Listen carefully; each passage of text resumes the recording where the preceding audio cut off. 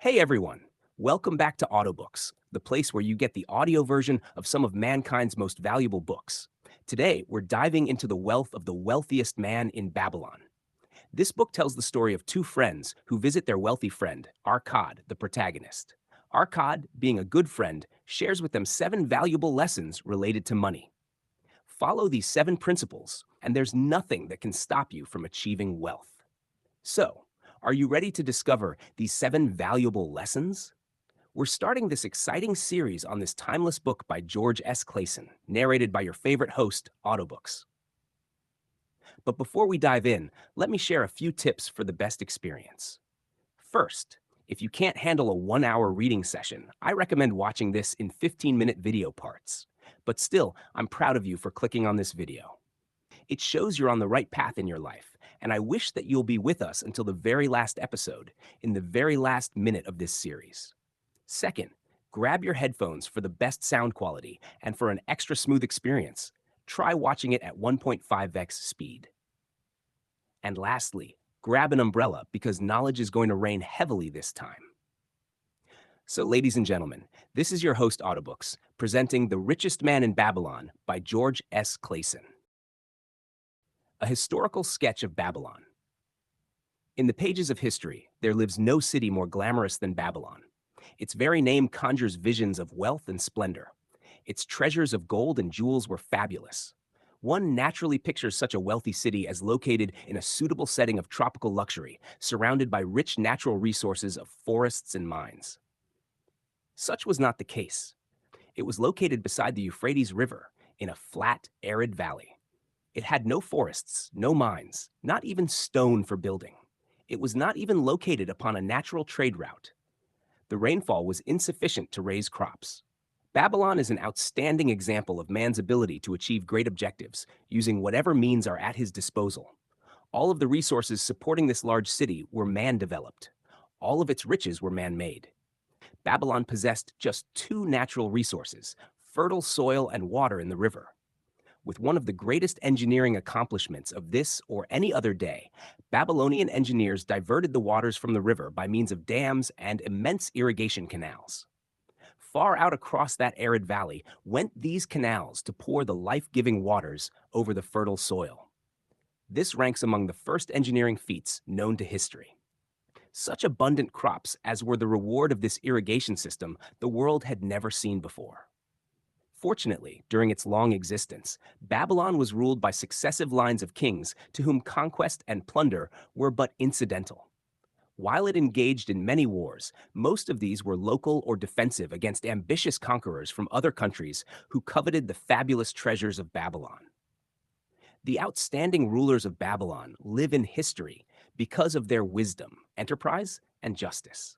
Babylon produced no strutting monarchs who sought to conquer the known world that all nations might pay homage to their egotism. As a city, Babylon exists no more. When those energizing human forces that built and maintained the city for thousands of years were withdrawn, it soon became a deserted ruin.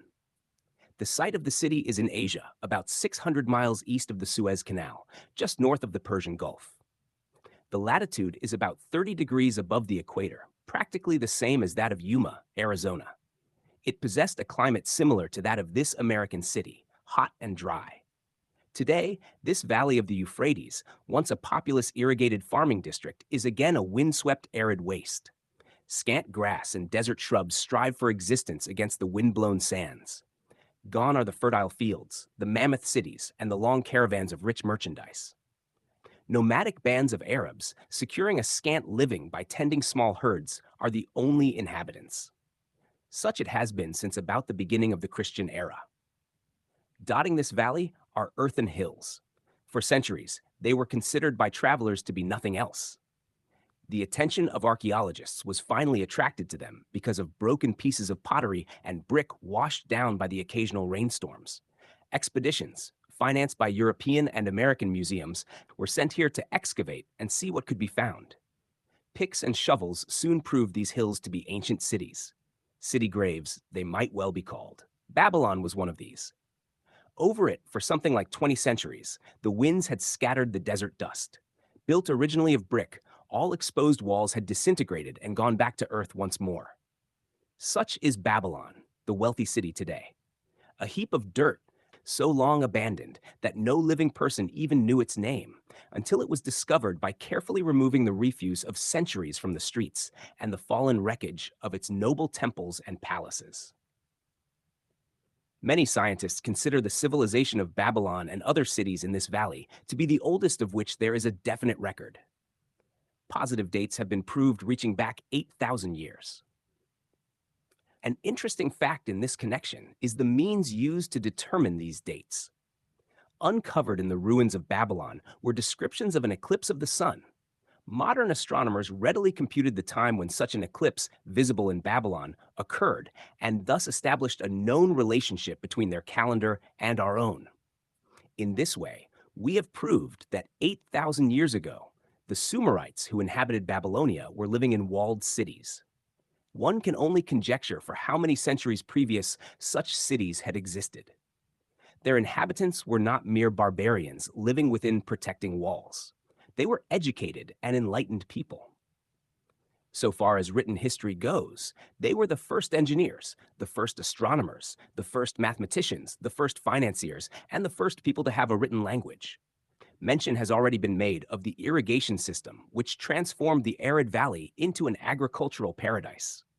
The remains of these canals can still be traced, although they are mostly filled with accumulated sand. Some of them were of such size that, when empty of water, a dozen horses could be ridden abreast along their bottoms. In size, they compare favorably to the largest canals in Colorado and Utah. In addition to irrigating the valley lands, Babylonian engineers completed another project of similar magnitude. By means of an elaborate drainage system, they reclaimed an immense area of swampland at the mouths of the Euphrates and Tigris rivers and put this also under cultivation. Herodotus, the Greek traveler and historian, visited Babylon while it was in its prime and has given us the only known description by an outsider. His writings give a graphic description of the city and some of the unusual customs of its people. He mentions the remarkable fertility of the soil and the bountiful harvest of wheat and barley which they produced. The glory of Babylon has faded, but its wisdom has been preserved for us. For this, we are indebted to their form of records. In that distant day, the use of paper had not been invented. Instead, they laboriously engraved their writing upon tablets of moist clay. When completed, these were baked and became hard tile. In size, they were about 6 by 8 inches and an inch in thickness. These clay tablets, as they are commonly called, were used much as we use modern forms of writing. Upon them were engraved legends, poetry, history, transcriptions of royal decrees, the laws of the land, titles to property, promissory notes, and even letters which were dispatched by messengers to distant cities. From these clay tablets, we are permitted an insight into the intimate, personal affairs of the people. For example, one tablet, evidently from the records of a country storekeeper, relates that upon the given date, a certain named customer brought in a cow and exchanged it for 7 sacks of wheat, 3 being delivered at the time, and the other 4 to await the customer's pleasure. Safely buried in the wrecked cities, archaeologists have recovered entire libraries of these tablets, hundreds of thousands of them. One of the outstanding wonders of Babylon was the immense walls surrounding the city. The ancients ranked them with the Great Pyramid of Egypt as belonging to the 7 wonders of the world. Queen Semiramis is credited with having erected the first walls during the early history of the city. Modern excavators have been unable to find any trace of the original walls. Nor is their exact height known. From mention made by early writers, it is estimated they were about 50 to 60 feet high, faced on the outer side with burnt brick and further protected by a deep moat of water. The later and more famous walls were started about 600 years before the time of Christ by King Nabopolassar. Upon such a gigantic scale did he plan the rebuilding. He did not live to see the work finished. This was left to his son, Nebuchadnezzar, whose name is familiar in biblical history. The height and length of these later walls stagger belief. They are reported upon reliable authority to have been about 160 feet high, the equivalent of the height of a modern 15-story office building. The total length is estimated as between 9 and 11 miles. So wide was the top that a 6-horse chariot could be driven around them. Of this tremendous structure, little now remains except portions of the foundations and the moat. In addition to the ravages of the elements, the Arabs completed the destruction by quarrying the brick for building purposes elsewhere. Against the walls of Babylon marched in turn the victorious armies of almost every conqueror of that age of wars of conquest. A host of kings laid siege to Babylon, but always in vain. Invading armies of that day were not to be considered lightly.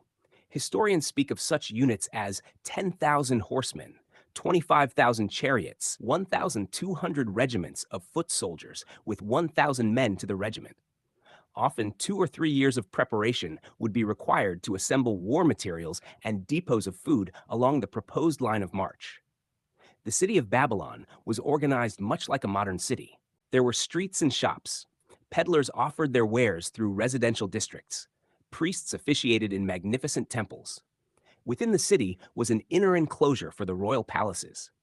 The walls around this were said to have been higher than those around the city.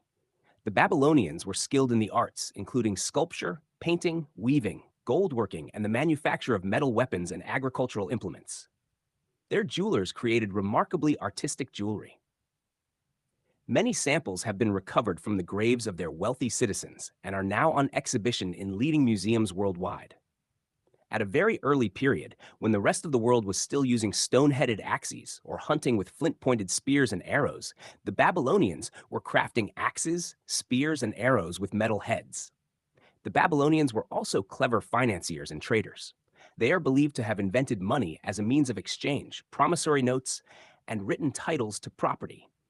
Babylon was never entered by hostile armies until about 540 years before Christ. Even then, the walls were not captured. The fall of Babylon is an unusual story. Cyrus, a great conqueror of that period, planned to attack the city and hoped to breach its impregnable walls.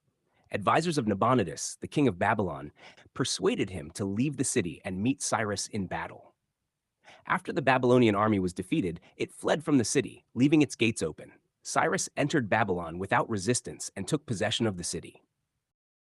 Thereafter, the power and prestige of the city gradually waned, until, in the course of a few hundred years, it was eventually abandoned, deserted, left for the storms to level once again to that desert earth from which its grandeur had originally been built.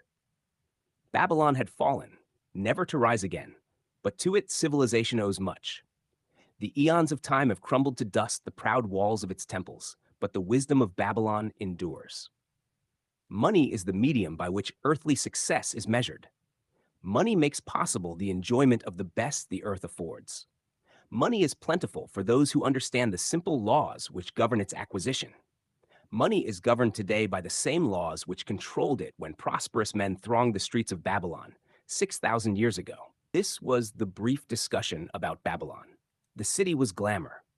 In the next chapter, we shall talk about a chariot builder, heavily discouraged, surrounded by poverty, but kept his desires for gold. Ladies and gentlemen, this is The Richest Man in Babylon, written by George S. Clason and narrated by Autobooks. See you soon in the next part. Chapter 2, The Man Who Desired Gold. Banseer, the chariot builder of Babylon, was thoroughly discouraged. From his seat upon the low wall surrounding his property, he gazed sadly at his simple home and the open workshop in which stood a partially completed chariot. His wife frequently appeared at the open door. Her furtive glances in his direction reminded him that the meal bag was almost empty, and he should be at work finishing the chariot, hammering and hewing, polishing and painting, stretching taut the leather over the wheel rims, preparing it for delivery so he could collect from his wealthy customer. Nevertheless, his fat, muscular body sat stolidly upon the wall. His slow mind was struggling patiently with a problem for which he could find no answer. The hot, tropical sun, so typical of this valley of the Euphrates, beat down upon him mercilessly. Beads of perspiration formed upon his brow and trickled down unnoticed to lose themselves in the hairy jungle on his chest. Beyond his home towered the high terraced wall surrounding the king's palace. Nearby, cleaving the blue heavens, was the painted tower of the Temple of Bel. In the shadow of such grandeur was his simple home, and many others far less neat and well cared for. Babylon was like this, a mixture of grandeur and squalor, of dazzling wealth and distressed poverty. crowded together without plan or system within the protecting walls of the city. Behind him, had he cared to turn and look, the noisy chariots of the rich jostled and crowded aside the sandaled tradesmen as well as the barefooted beggars. Even the rich were forced to turn into the gutters to clear the way for the long lines of slave water carriers on the king's business, each bearing a heavy goatskin of water to be poured upon the hanging gardens. Bonseer was too engrossed in his own problem to hear or heed the confused hubbub of the busy city. It was the unexpected twanging of the strings from a familiar lyre that aroused him from his reverie. He turned and looked into the sensitive, smiling face of his best friend, Kobe, the musician. "May the gods bless thee with great liberality, my good friend," began Kobe with an elaborate salute. "Yet it does appear they have already been so generous thou needest not to labor. I rejoice with thee in thy good fortune. More, I would even share it with thee. Pray, from thy purse, which must be bulging else thou wouldst be busy in your shop, extract but 2 humble shekels and lend them to me until after the nobleman's feast this night. Thou wilt not miss them ere they are returned." "If I did have 2 shekels," Bonseer responded gloomily, "to no one could I lend them, not even to you, my best of friends, for they would be my fortune, my entire fortune. No one lends his entire fortune, not even to his best friend." "What?" exclaimed Cubby with genuine surprise. "Thou hast not 1 shekel in thy purse, yet sit like a statue upon a wall. Why not complete that chariot? How else canst thou provide for thy noble appetite? 'Tis not like thee, my friend. Where is thy endless energy? Doth something distress thee? Have the gods brought to thee troubles?" "A torment from the gods it must be," Bansir agreed. "It began with a dream, a senseless dream, in which I thought I was a man of means. From my belt hung a handsome purse, heavy with coins. There were shekels which I cast with careless freedom to the beggars. There were pieces of silver with which I did buy finery for my wife, and whatever I did desire for myself. There were pieces of gold which made me feel assured of the future and unafraid to spend the silver.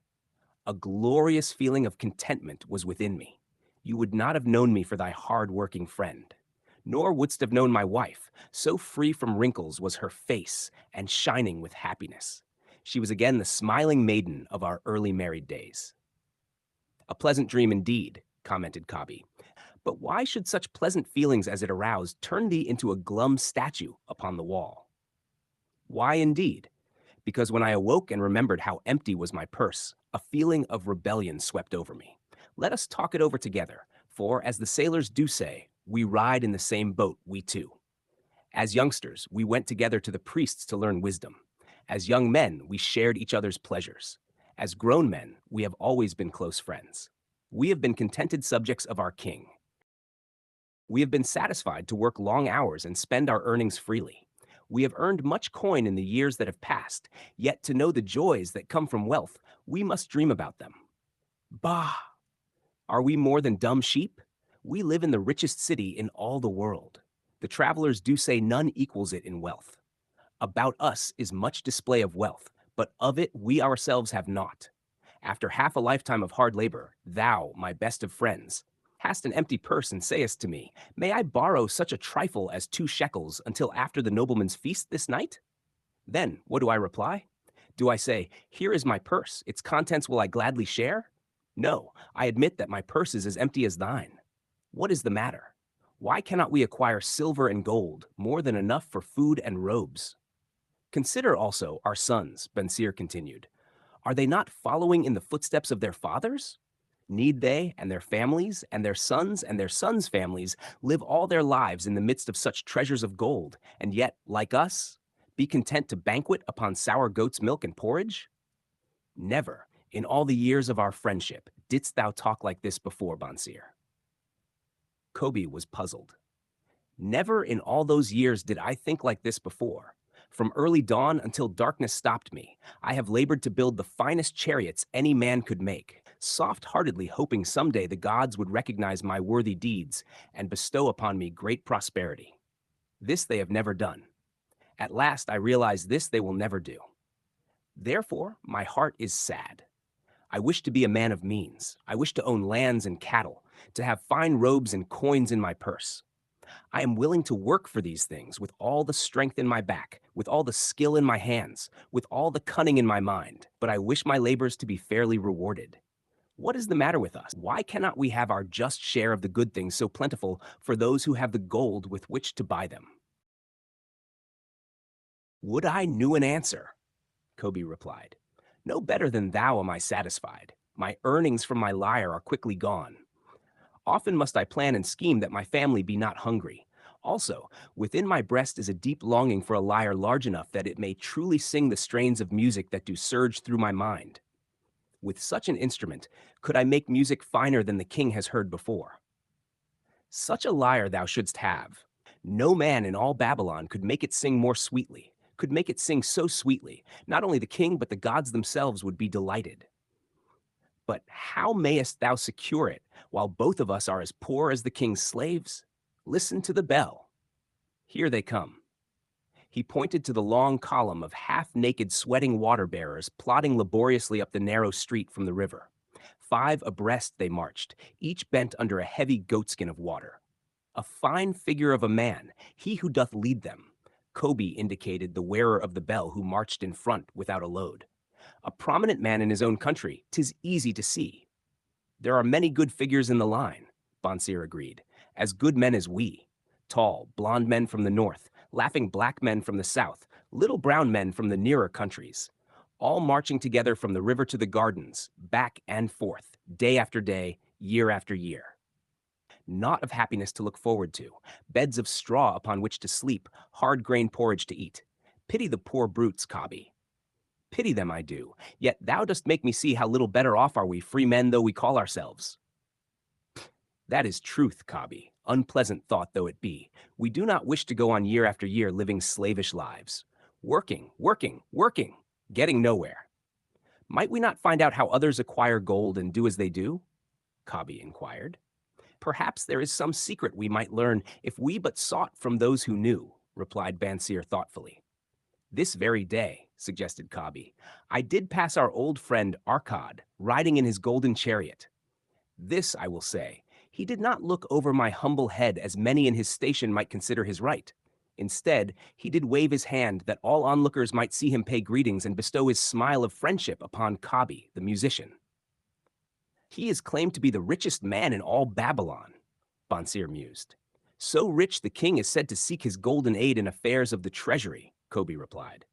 So rich, Bonsir interrupted, I fear if I should meet him in the darkness of the night, I should lay my hands upon his fat wallet.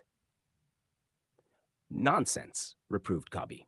A man's wealth is not in the purse he carries. A fat purse quickly empties if there be no golden stream to refill it. Arkad has an income that constantly keeps his purse full, no matter how liberally he spends. Income, that is the thing, ejaculated Bensir. I wish an income that will keep flowing into my purse, whether I sit upon the wall or travel to far lands. Arkad must know how a man can make an income for himself. Dost suppose it is something he could make clear to a mind as slow as mine?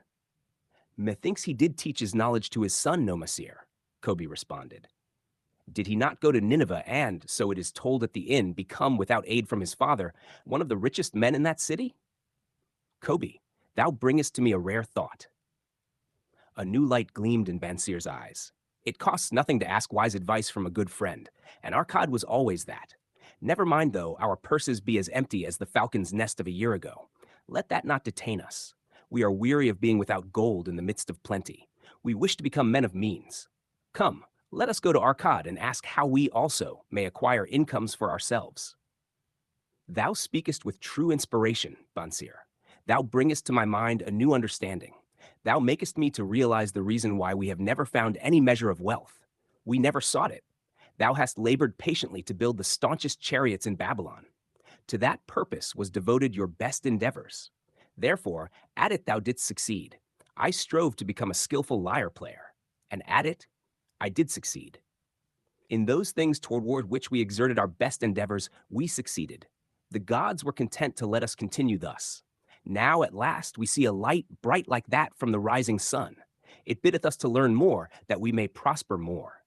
With a new understanding, we shall find honorable ways to accomplish our desires. Let us go to Arkad this very day, Bansir urged. Also, let us ask other friends of our boyhood days who have fared no better than ourselves to join us that they too may share in his wisdom.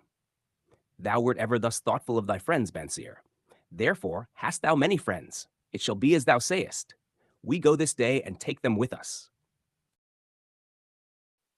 So here this beautiful chapter ends. The English in the chapter seems unusual because the story is set in ancient Babylon, and the dialogue tries to mimic the formal and poetic tone of that time. This style is meant to give the story a historic feel. Let's have a quick summary of the chapter before proceeding to the next. Bansir, a chariot builder in Babylon, is feeling frustrated and disheartened. Despite years of hard work, he remains poor, living in a modest home and struggling to make ends meet. He dreams of wealth but feels trapped in a cycle of labor without reward. Bansir's friend, Kobe, a musician, visits him. Kobe also shares his struggles, wishing he could afford a larger lyre to create better music. They both realize they are stuck in poverty while living in the wealthiest city in the world, surrounded by riches they cannot access.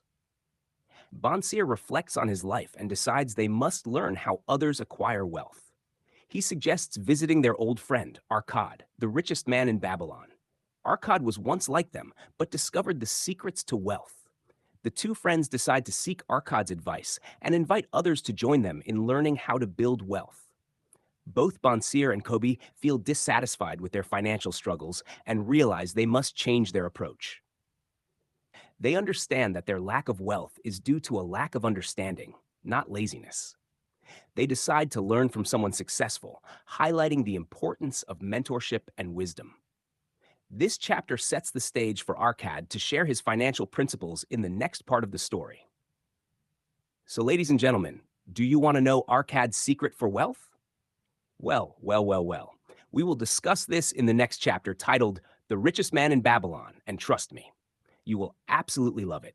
Till then, stay curious, stay happy, and we will meet soon. Chapter 3, The Richest Man in Babylon. In old Babylon, there once lived a certain very rich man named Arkad. Far and wide, he was famed for his great wealth. He was also renowned for his generosity.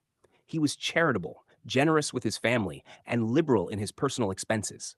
Yet, each year his wealth grew faster than he spent it. Certain friends from his younger days came to him and said, "You, Arkad, are more fortunate than us. You have become the richest man in all Babylon, while we struggle to survive. You can wear the finest garments and enjoy the rarest foods, while we are content just to clothe our families and feed them as best we can. Once, we were equals. We studied under the same master and played the same games. In neither studies nor games did you surpass us. Even since then, you have been no more honorable than us, nor have you worked harder or more faithfully, as far as we can see. Why then has fate chosen to grant you all the good things in life while ignoring us, who are equally deserving?" Arkad replied, "If you have not acquired more than a bare existence since we were youths, it is because I've either failed to learn the laws that govern the building of wealth or failed to follow them. Fickle fate is a cruel goddess who brings no lasting good to anyone. On the contrary, she ruins nearly every man upon whom she showers unearned gold. She creates reckless spenders who squander all they receive and are left with desires they cannot satisfy.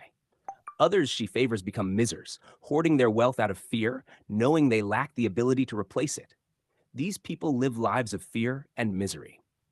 There may be some who can take unearned gold, add to it, and remain happy and content, but they are so rare that I have heard of them only through stories. Think of the men you know who have inherited sudden wealth. Do they not prove this to be true?" His friends admitted that the men they knew who had inherited wealth fit his description. They then asked Arkad to explain how he had acquired his great prosperity.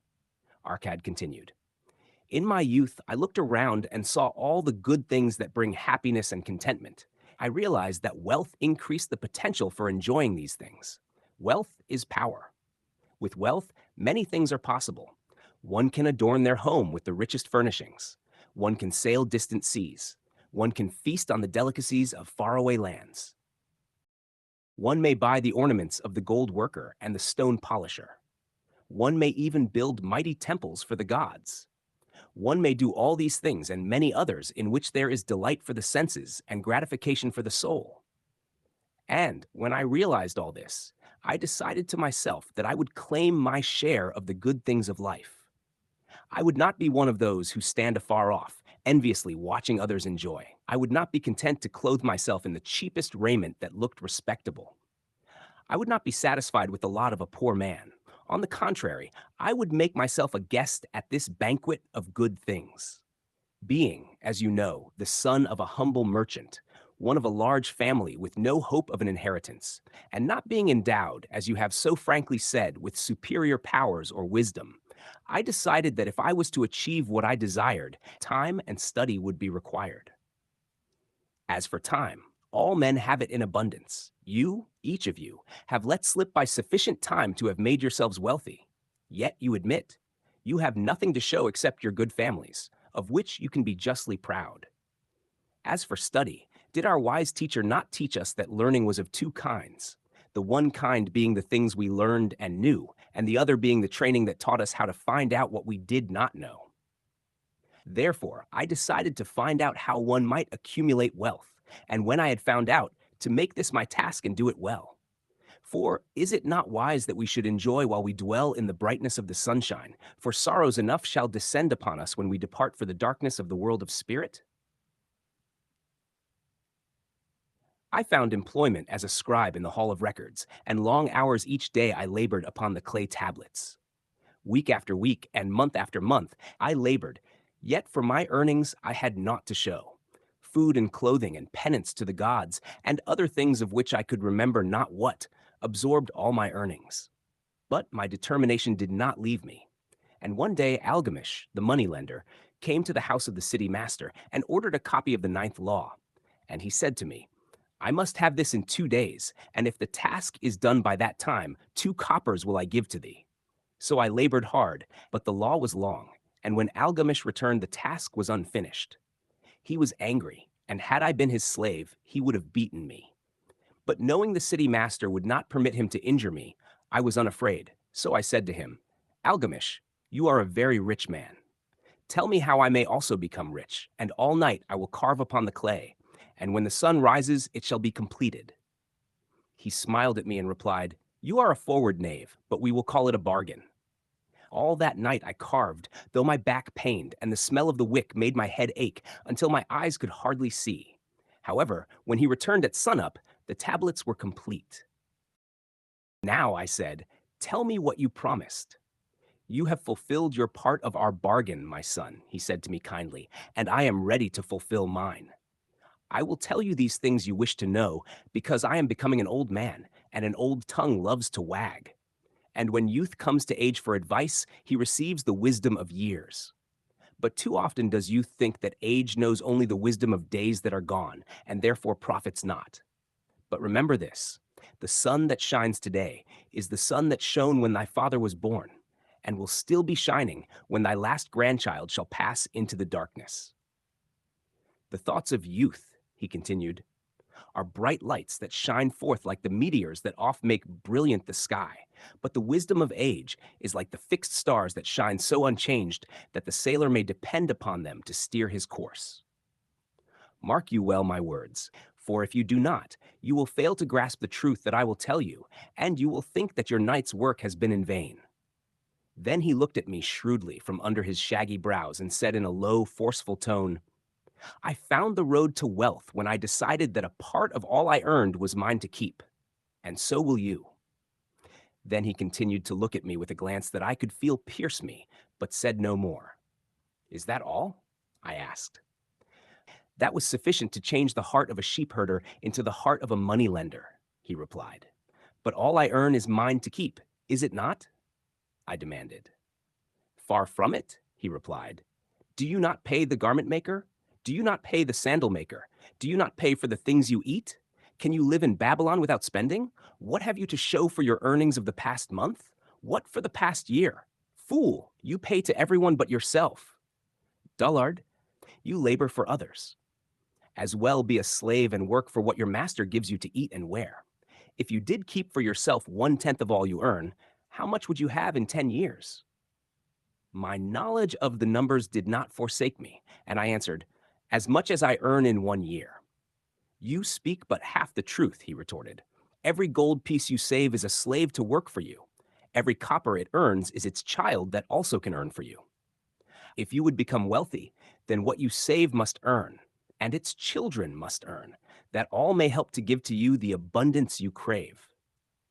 You think I cheat you for your long night's work, he continued, but I am paying you 1,000 times over if you have the intelligence to grasp the truth I offer you.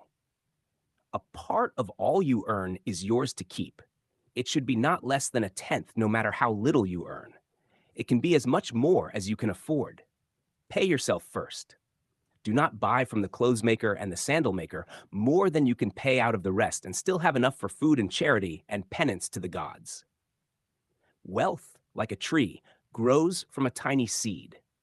The first copper you save is the seed from which your tree of wealth shall grow. The sooner you plant that seed, the sooner shall the tree grow.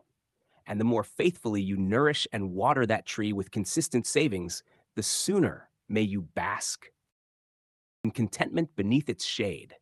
So saying, he took his tablets and went away. I thought much about what he had said to me, and it seemed reasonable. So I decided that I would try it. Each time I was paid, I took one from each 10 pieces of copper and hid it away. And strange as it may seem, I was no shorter of funds than before. I noticed little difference, as I managed to get along without it. But often I was tempted, as my hoard began to grow, to spend it for some of the good things the merchants displayed, brought by camels and ships from the land of the Phoenicians. But I wisely refrained. A 12th month after Algamish had gone, he again returned and told me, "Son, have you paid to yourself not less than 1/10 of all you have earned for the past year?" I answered proudly, "Yes, master, I have." "That is good," he answered, beaming upon me. "And what have you done with it?" "I have given it to Asmur, the brickmaker, who told me that he was traveling over the far seas, and in Tyre he would buy for me the rare jewels of the Phoenicians.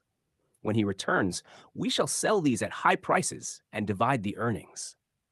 "Every fool must learn," he growled. "But why trust the knowledge of a brickmaker about jewels? Would you go to the bread maker to inquire about the stars? No, by my tunic, you would go to the astrologer if you had power to think. Your savings are gone, youth. You have jerked your wealth tree up by the roots. But plant another. Try again. And next time, if you would have advice about jewels, go to the jewel merchant. If you would know the truth about sheep, go to the herdsman. Advice is one thing that is freely given away, but watch that you take only what is worth having. He who takes advice about his savings from one who is inexperienced in such matters shall pay with his savings for proving the falsity of their opinions." Saying this, he went away. And it was as he said, for the Phoenicians are scoundrels and sold to Asmur worthless bits of glass that looked like gems. But as Algamish had bid me, I again saved each 10th copper, for I now had formed the habit and it was no longer difficult. Again, 12 months later, Algamish came to the room of the scribes and addressed me. "What progress have you made since last I saw you?" "I have paid myself faithfully," I replied, "and my savings I have entrusted to Agur the shield maker to buy bronze, and each 4th month he does pay me the rental." "That is good. And what do you do with the rental?" "I do have a great feast with honey and fine wine and spiced cake. Also, I have bought me a scarlet tunic, and some day I shall buy me a young ass upon which to ride." To which Algamish laughed. "You do eat the children of your savings. Then how do you expect them to work for you? And how can they have children that will also work for you? First get thee an army of golden slaves, and then many a rich banquet may you enjoy without regret." So saying, he again went away. I did not again see him for 2 years, when he once more returned, and his face was full of deep lines and his eyes drooped, for he was becoming a very old man. And he said to me, "Arcad, hast thou yet achieved the wealth thou dreamed of?" And I answered, "Not yet all that I desire, but some I have and it earns more, and its earnings earn more." "And do you still take the advice of brickmakers?" "About brickmaking, they give good advice," I retorted. "Arcad," he continued, "you have learned your lessons well. You first learned to live upon less than you could earn. Next, you learned to seek advice from those who were competent through their own experiences to give it. And lastly, you have learned to make gold work for you. You have taught yourself how to acquire money, how to keep it, and how to use it. Therefore, you are competent for a responsible position. I am becoming an old man. My sons think only of spending and give no thought to earning. My interests are great, and I fear too much for me to look after. If you will go to Nippur and look after my lands there, I shall make you my partner, and you shall share in my estate. So I went to Nippur and took charge of his holdings, which were large.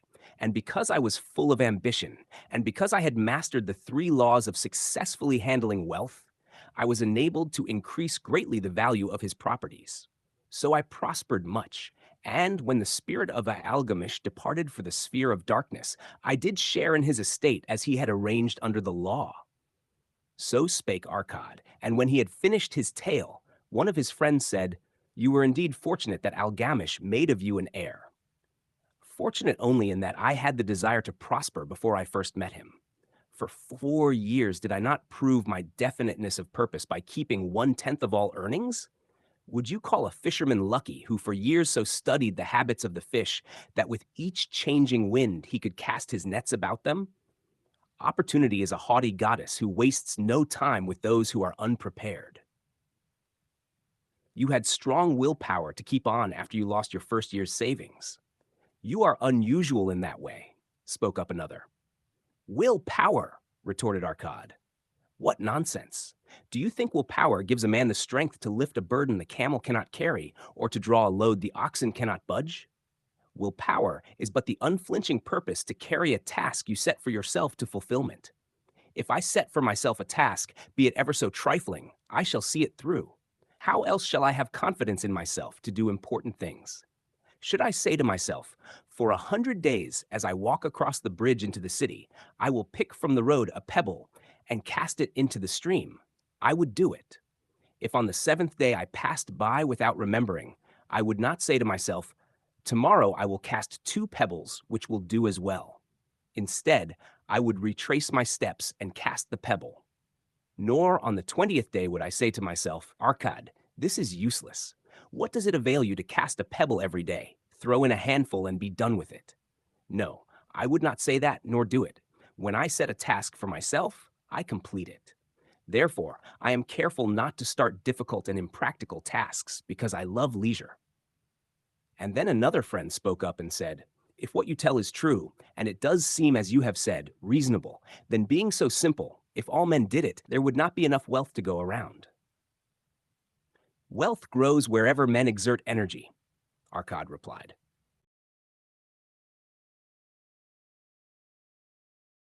If a rich man builds him a new palace, is the gold he pays out gone? No, the brickmaker has part of it, and the laborer has part of it, and the artist has part of it, and everyone who labors upon the house has part of it. Yet when the palace is completed, is it not worth all it cost? And is the ground upon which it stands not worth more because it is there? And is the ground that adjoins it not worth more because it is there? Wealth grows in magic ways. No man can prophesy the limit of it. Have not the Phoenicians built great cities on barren coasts with the wealth that comes from their ships of commerce on the seas? What then do you advise us to do that we also may become rich? Asked still another of his friends.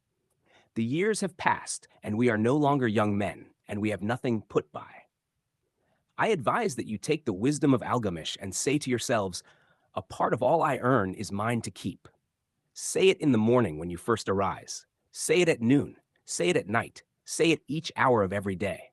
Say it to yourself until the words stand out like letters of fire across the sky. Impress yourself with the idea.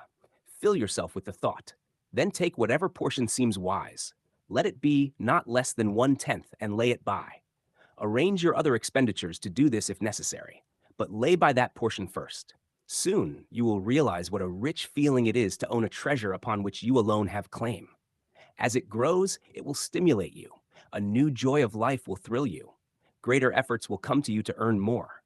For of your increased earnings, will not the same percentage be also yours to keep? Then learn to make your treasure work for you. Make it your slave. Make its children and its children's children work for you. Ensure an income for thy future. Look thou at the aged, and forget not that in the days to come thou also will be numbered among them. Therefore, invest thy treasure with greatest caution that it be not lost. Usurious rates of return are deceitful sirens that sing, but to lure the unwary upon the rocks of loss and remorse. Provide also that thy family may not want, should the gods call thee to their realms. For such protection, it is always possible to make provision with small payments at regular intervals. Therefore, the provident man delays not in expectation of a large sum becoming available for such a wise purpose. Counsel with wise men. Seek the advice of men whose daily work is handling money. Let them save you from such an error as I myself made in entrusting my money to the judgment of Osmore, the brickmaker. A small return and a safe one is far more desirable than risk. Enjoy life while you are here. Do not overstrain or try to save too much. If 1/10 of all you earn is as much as you can comfortably keep, be content to keep this portion. Live otherwise according to your income, and let not yourself get niggardly and afraid to spend. Life is good, and life is rich with things worthwhile and things to enjoy. His friends thanked him and went away. Some were silent because they had no imagination and could not understand. Some were sarcastic because they thought that one so rich should divide with old friends who are not so fortunate. But some had in their eyes a new light. They realized that Algamish had returned to the room of the scribes each time because he was watching a man work his way out of darkness into light. When that man had found the light, a place awaited him. No one could fill that place until he had for himself worked. That man had found the light. A place awaited him. No one could fill that place until he had for himself worked out his own understanding, until he was ready for opportunity. These latter were the ones who, in the following years, frequently revisited Arcad, who received them gladly. He counseled with them and gave them his wisdom freely, as men of broad experience are always glad to do. He assisted them in investing their savings in a manner that it would bring in a good interest with safety, and would neither be lost nor entangled in investments that paid no dividends. The turning point in these men's lives came upon that day when they realized the truth that had come from Algamish to Arcad, and from Arcad. Here the chapter ends. Now let's have a quick summary of the chapter. The chapter follows Arcad's journey from being a poor scribe to becoming the wealthiest man in Babylon, guided by Algamish, a wise merchant. The chapter emphasizes 3 essential lessons for financial success. First, saving a portion of one's earnings is critical. A part of all I earn is mine to keep. Second, seeking advice from those experienced in a particular field is crucial for making informed decisions. Third, the money saved should be invested wisely to generate more income, allowing wealth to grow over time. Most of my viewers are school and college-going kids. As a student, you can implement Arcad's teachings by practicing financial discipline early on.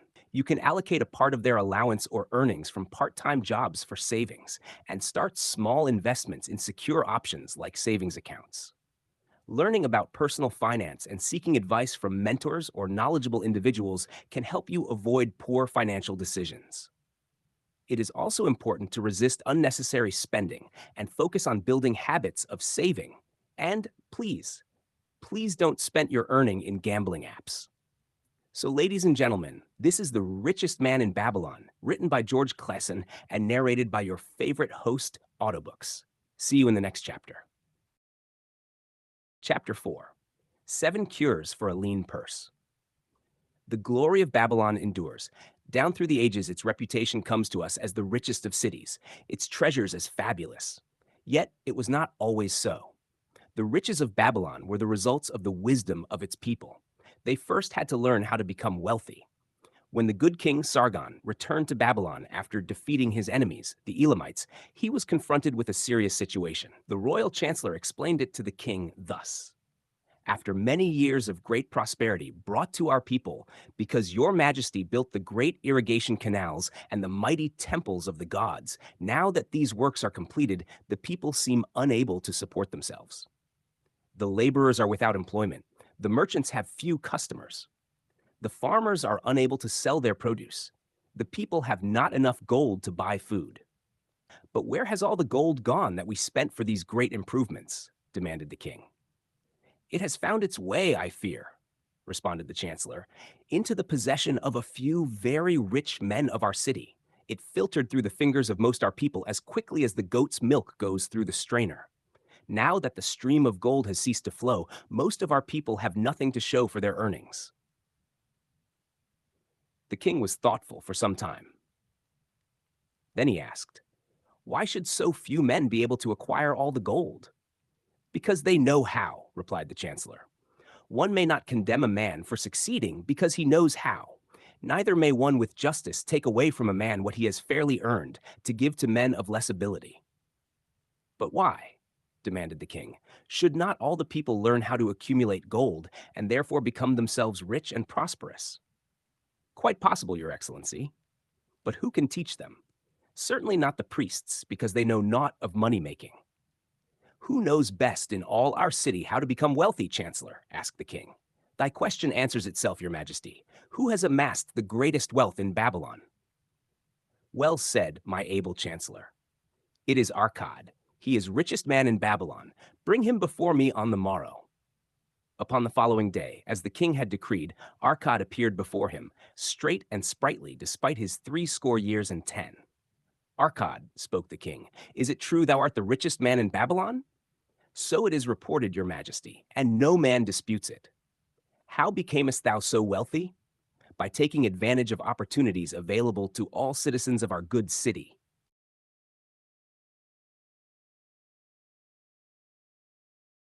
"Thou hadst nothing to start with?" "Only a great desire for wealth. Besides this, nothing." "Arcad," continued the king, "our city is in a very unhappy state because a few men know how to acquire wealth and therefore monopolize it, while the mass of our citizens lack the knowledge of how to keep any part of the gold they receive. It is my desire that Babylon be the wealthiest city in the world. Therefore, it must be a city of many wealthy men. Therefore, we must teach all the people how to acquire riches. Tell me, Arcad, is there any secret to acquiring wealth? Can it be taught?" "It is practical, Your Majesty. That which one man knows can be taught to others." The king's eyes glowed. "Arcad, thou speakest the words I wish to hear. Wilt thou lend thyself to this great cause? Wilt thou teach thy knowledge to a school for teachers, each of whom shall teach others, until there are enough trained to teach these truths to every worthy subject in my domain?" Arcad bowed and said, "I am thy humble servant to command. Whatever knowledge I possess will I gladly give for the betterment of my fellowmen and the glory of my king. Let your good chancellor arrange for me a class of 100 men, and I will teach to them those 7 cures which did fatten my purse, than which there was none leaner in all Babylon." A fortnight later, in compliance with the king's command, the chosen 100 assembled in the great hall of the Temple of Learning, seated upon colorful rings in a semicircle.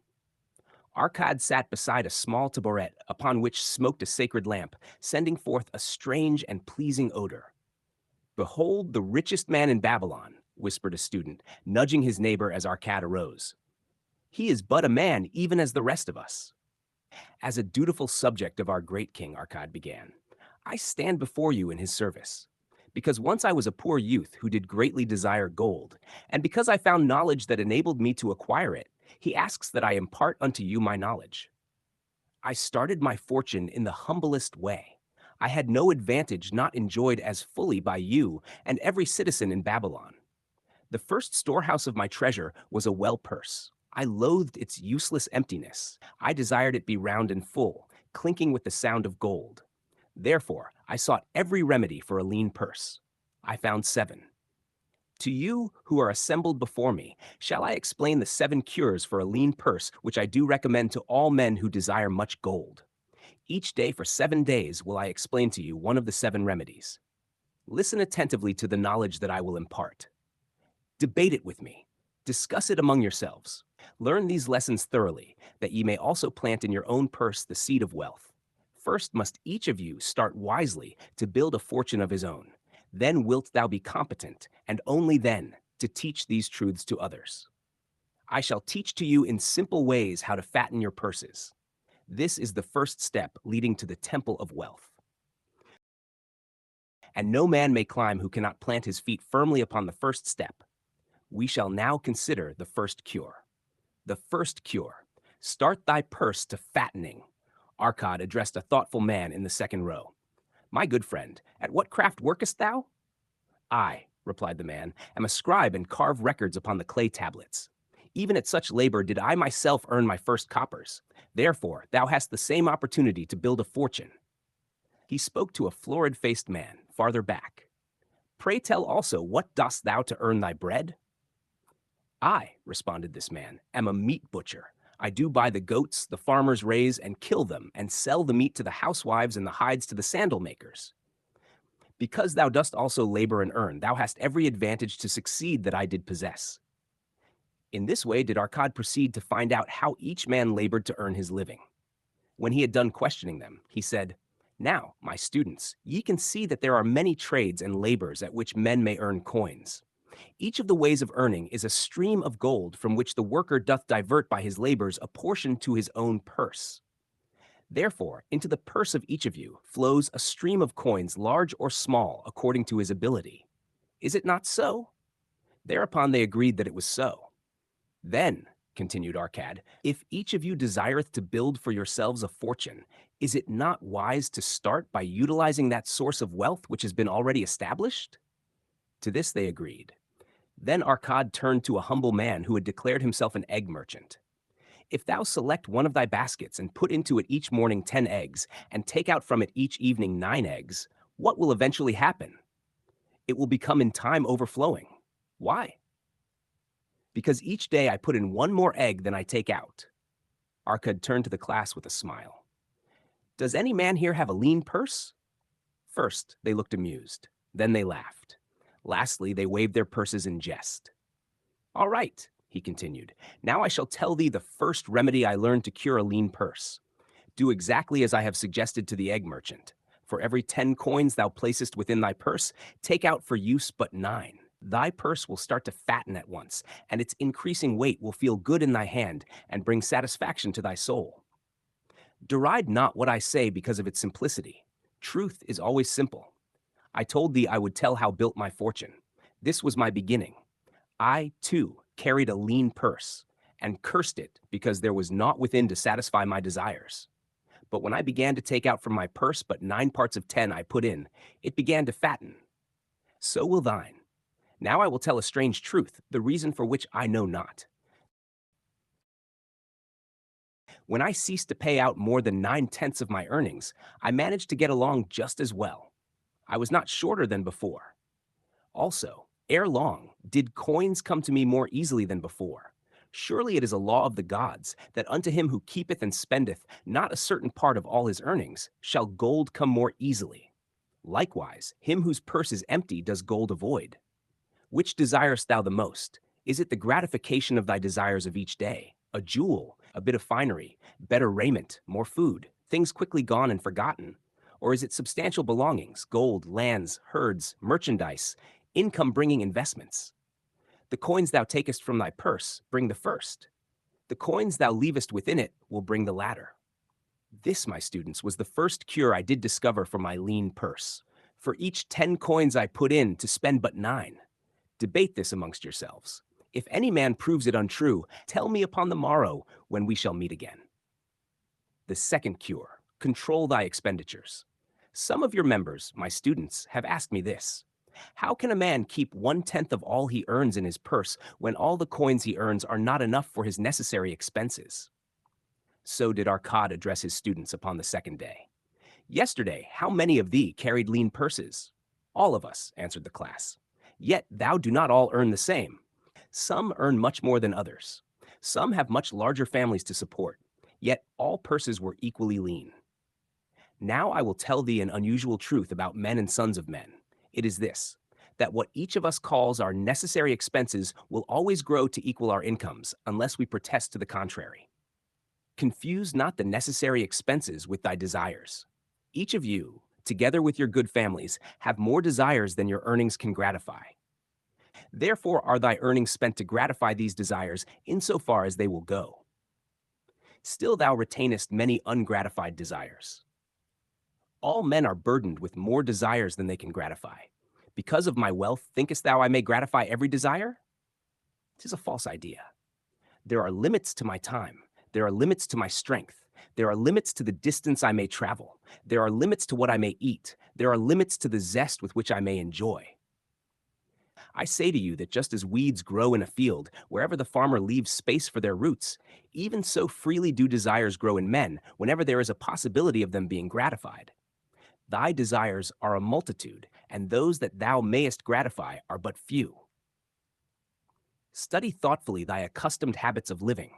Herein may be most often found certain accepted expenses that may wisely be reduced or eliminated. Let thy motto be 100% of appreciated value demanded for each coin spent. Therefore, engrave upon the clay each thing for which thou desireth to spend. Select those that are necessary, and others that are possible through the expenditure of 9/10 of thy income. Cross out the rest, and consider them but a part of that great multitude of desires that must go unsatisfied, and regret them not. Budget then thy necessary expenses. Touch not the 1/10 that is fattening thy purse. Let this be thy great desire that is being fulfilled. Keep working with thy budget. Keep adjusting it to help thee. Make it thy first assistant in defending thy fattening purse. Hereupon one of the students, wearing a robe of red and gold, arose and said, I am a free man. I believe that it is my right to enjoy the good things of life. Therefore do I rebel against the slavery of a budget which determines just how much I may spend and for what. I feel it would take much pleasure from my life and make me little more than a pack-ass to carry a burden. To him Arcad replied, Who, my friend, would determine thy budget?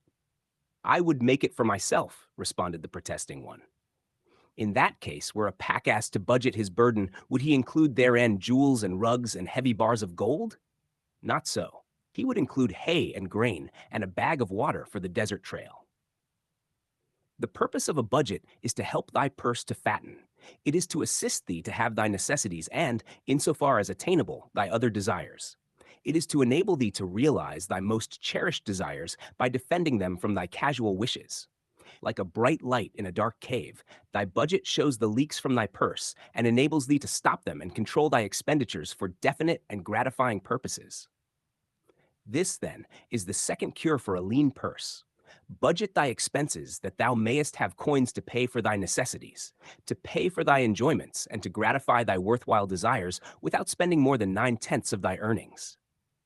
The third cure, make thy gold multiply. Behold, thy lean purse is fattening. Thou hast disciplined thyself to leave therein 1/10 of all thou earneth. Thou hast controlled thy expenditures to protect thy growing treasure. Next, we will consider means to put thy treasure to labor and to increase. Gold in a purse is gratifying to own and satisfieth a miserly soul, but earns nothing.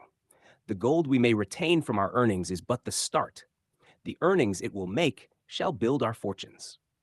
So spoke Arcad upon the third day to his class. How therefore may we put our gold to work?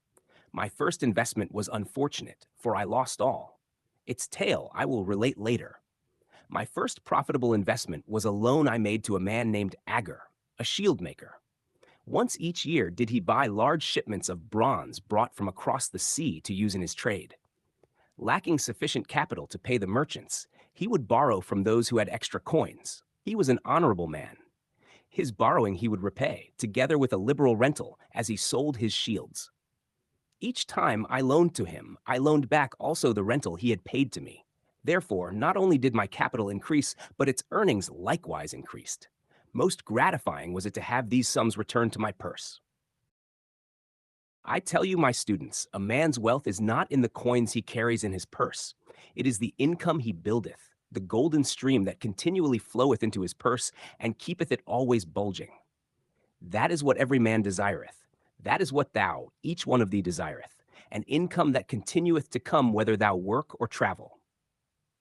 Great income I have acquired, so great that I am called a very rich man. My loans to Agur were my first training in profitable investment. Gaining wisdom from this experience, I extended my loans and investments as my capital increased.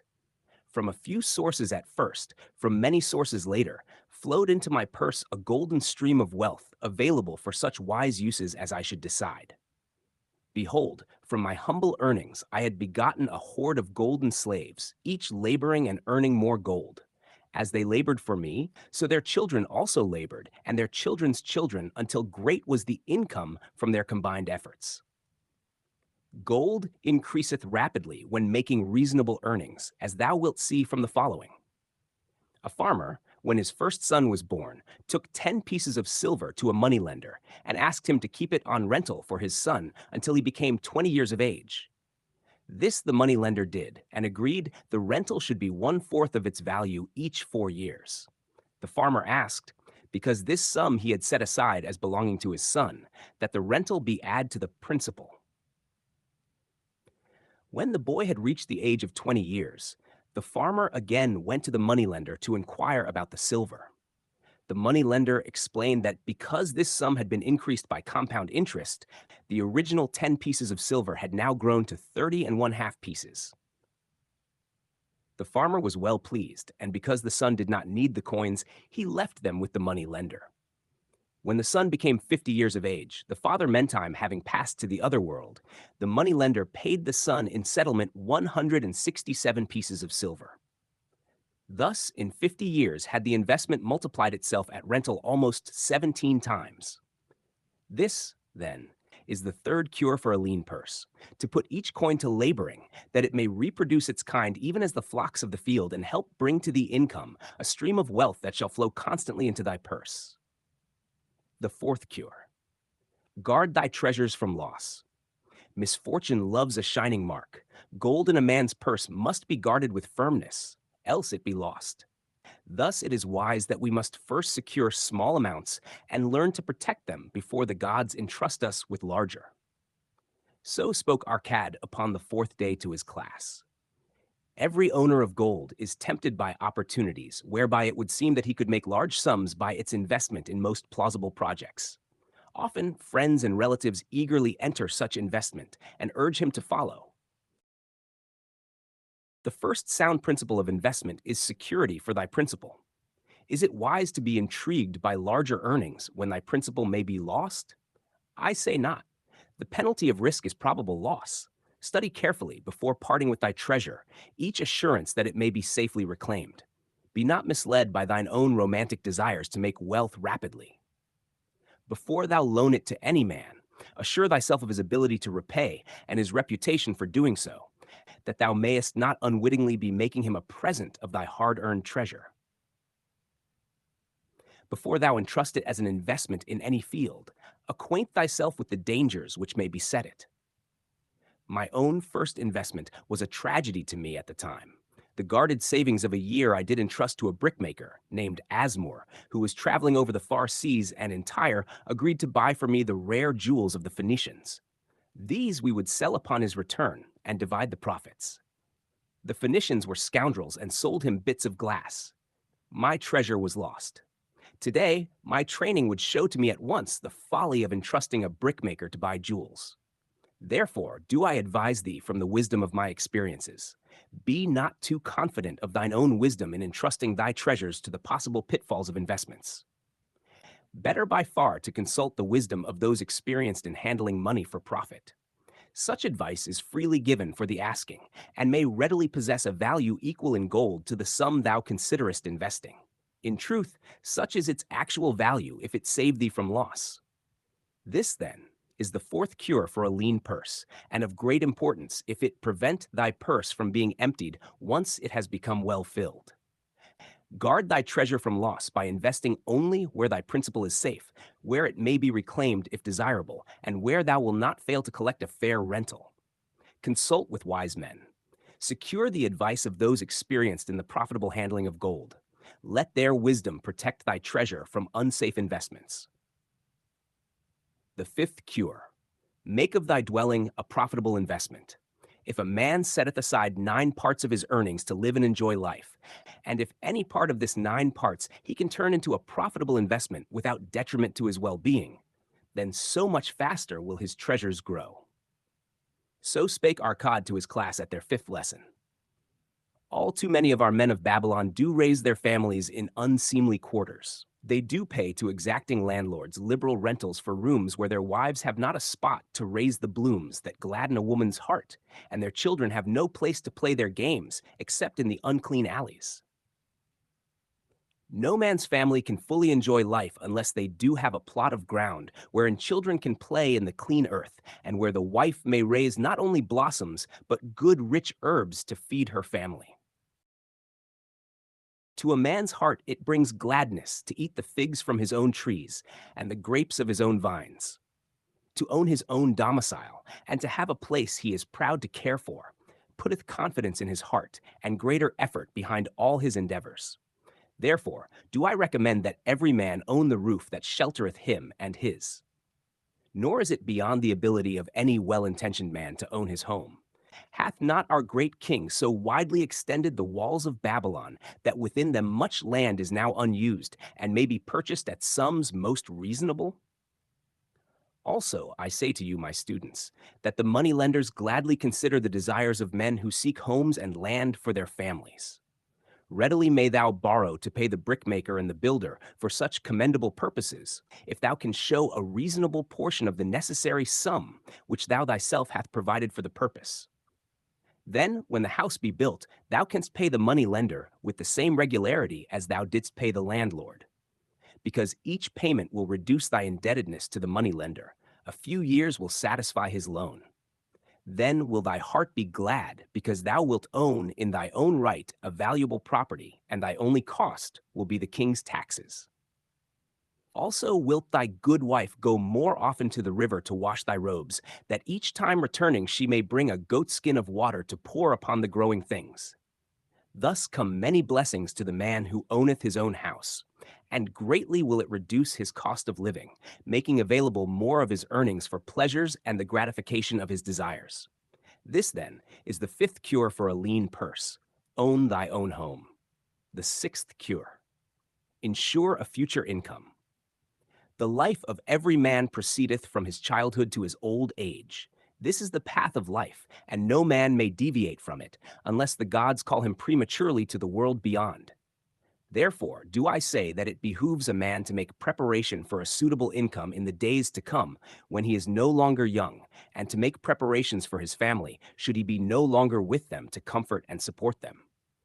This lesson shall instruct thee in providing a full purse when time has made thee less able to learn. So Arcad addressed his class upon the sixth day. The man who, because of his understanding of the laws of wealth, acquireth a growing surplus, should give thought to those future days. He should plan certain investments or provision that may endure safely for many years, yet will be available when the time arrives which he has so wisely anticipated. There are diverse ways by which a man may provide with safety for his future.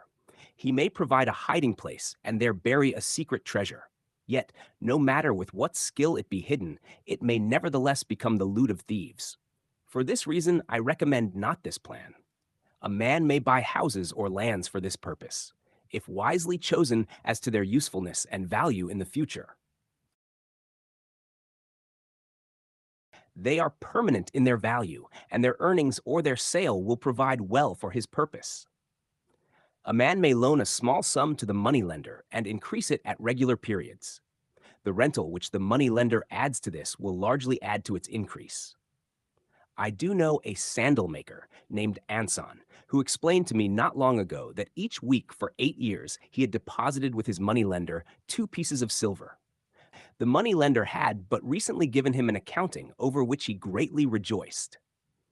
The total of his small deposits with their rental at the customary rate of 1/4 their value for each 4 years had now become 1,040 pieces of silver. I did gladly encourage him further by demonstrating to him with my knowledge of the numbers that in 12 years more, if he would keep his regular deposits of but 2 pieces of silver each week, the money lender would then owe him 4,000 pieces of silver, a worthy competence for the rest of his life.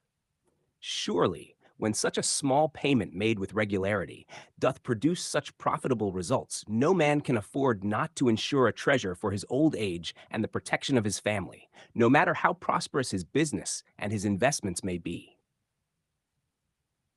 I would that I might say more about this. In my mind rests a belief that someday wise thinking men will devise a plan to insure against death, whereby many men pay in but a trifling sum regularly, the aggregate making a handsome sum for the family of each member who passeth to the beyond. This do I see as something desirable and which I could highly recommend. But today it is not possible because it must reach beyond the life of any man or any partnership to operate. It must be as stable as the king's throne. Someday do I feel that such a plan shall come to pass and be a great blessing to many men, because even the first small payment will make available a snug fortune for the family of a member should he pass on. But because we live in our own day and not in the days which are to come, must we take advantage of those means and ways of accomplishing our purposes. Therefore, do I recommend to all men that they, by wise and well thought out methods, do provide against a lean purse in their mature years. For a lean purse to a man no longer able to earn, or to a family without its head, is a sore tragedy. This, then, is the sixth cure for a lean purse. Provide in advance for the needs of thy growing age and the protection of thy family. The seventh cure. Increase thy ability to earn. This day do I speak to thee, my students, of one of the most vital remedies for a lean purse. Yet I will talk not of gold, but of yourselves, of the men beneath the robes of many colors who do sit before me. I will talk to you of those things within the minds and lives of men which do work for or against their success. So did Arcad address his class upon the seventh day. Not long ago came to me a young man seeking to borrow. When I questioned him the cause of his necessity, he complained that his earnings were insufficient to pay his expenses. Thereupon I explained to him, this being the case, he was a poor customer for the money lender, as he possessed no surplus earning capacity to repay the loan. What you need, young man, I told him, is to earn more coins. What dost thou to increase thy capacity to earn? All that I can do, he replied.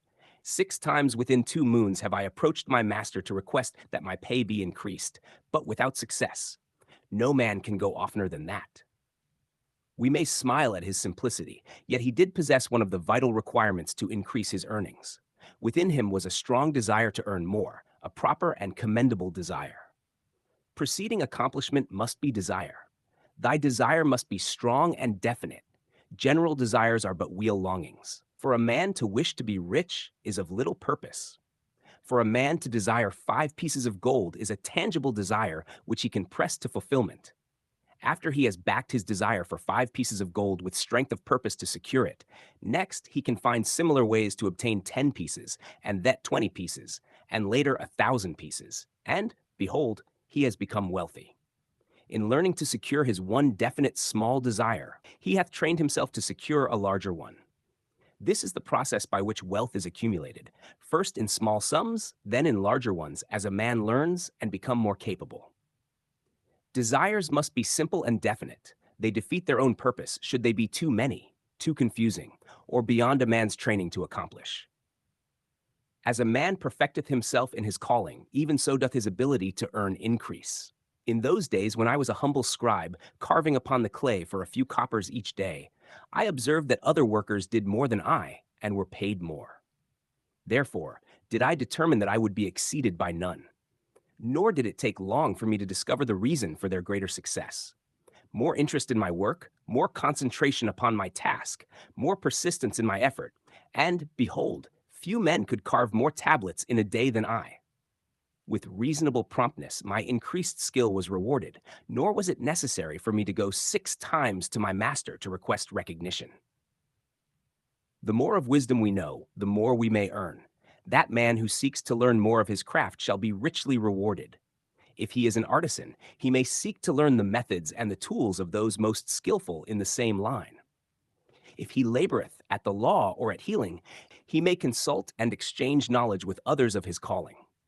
If he be a merchant, he may continually seek better goods that can be purchased at lower prices. Always do the affairs of man change and improve, because keen-minded men seek greater skill, that they may better serve those upon whose patronage they depend. Therefore, I urge all men to be in the front rank of progress, and not to stand still, lest they be left behind. Many things come to make a man's life rich with gainful experiences. Such things as the following. A man must do if he respects himself.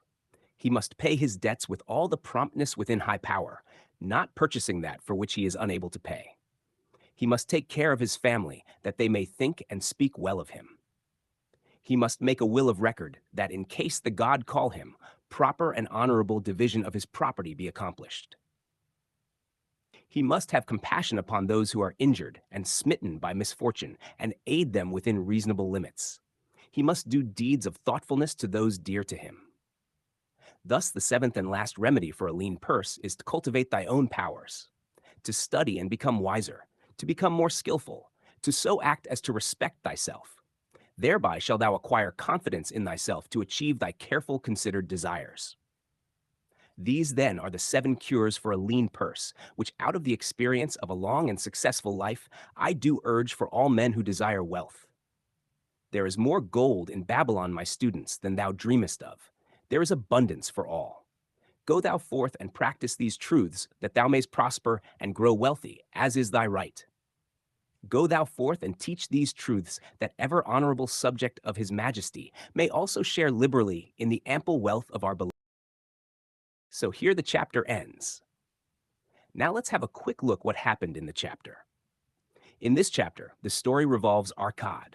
He gathers his students and begins to teach them his lessons to get a thick purse. Arkad's wealth was not built by chance, but through steady and thoughtful actions, like saving, investing, protecting his wealth, and increasing his earning capacity.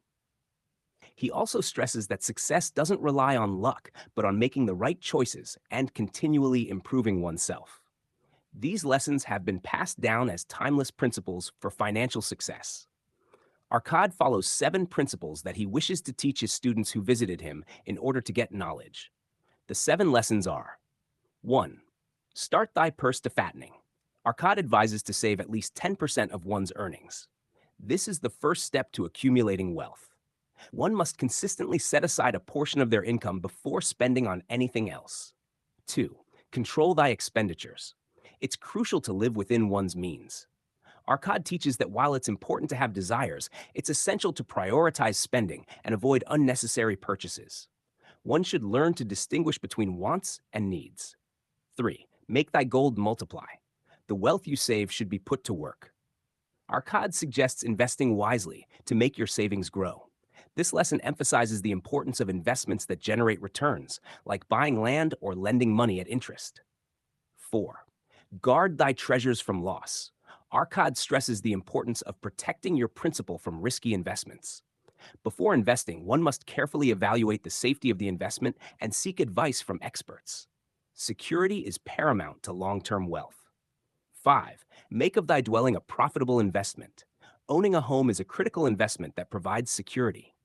Arkad explains how owning property rather than renting can save money over time and provide a stable foundation for a family. 6. Ensure a future income. Preparing for the future is essential, especially for old age and family security. Arkad advises planning ahead, investing in ventures that will provide steady income in later years, and ensuring one's family is taken care of in case of an untimely death. Number 7. Increase thy ability to earn. Finally, Arkad emphasizes the importance of continuous self-improvement. Wealth grows not just through saving and investing, but also by increasing one's skills and knowledge to earn more. By becoming more valuable in your profession, you can increase your earning potential. It was a pleasure to read all of this for a productive guy like you. I know it wasn't easy to stick to the end of this boring reading, but you ended up here eventually. Congratulations, guy. You are a 1 hour ahead of some meatheads who are scrolling reels since 1 hour. I am proud of you. Keep the spirit alive within you, and I will see you very soon with the following chapters in the next video. Ladies and gentlemen, this is The Richest Man in Babylon, written by George Clason and narrated by your favorite host, Autobooks. See you soon.